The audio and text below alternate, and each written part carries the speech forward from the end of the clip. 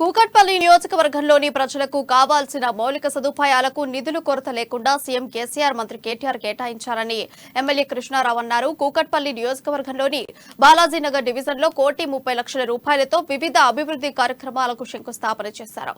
అలాగే పార్కులను ప్రారంభించారు. కేవలం 9 ఏళ్లలోనే 90 ఏళ్ల అభివృద్ధి సాధించామని ఆయన అన్నారు.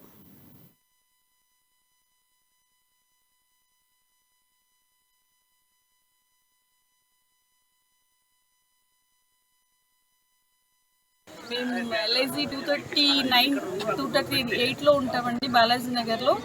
సో ఈ పార్క్ కొంచెం బాగా డెవలప్ చేశారు ఈ మధ్యకాలంలో. ఇదివరకు ఈ పార్క్ని ఇటు చూడాలంటే కూడా కొంచెం భయం వేసేది, ఎందుకంటే ఆల్వేస్ డ్రింకర్స్ ఇక్కడ కూర్చొని మాకు అసలు బయటకు వచ్చి పిల్లలు ఆడుకోవడానికి కూడా ఇబ్బందిగా ఉండేది. ఇప్పుడు now days it's developed a lot thanks to that MLA గారు.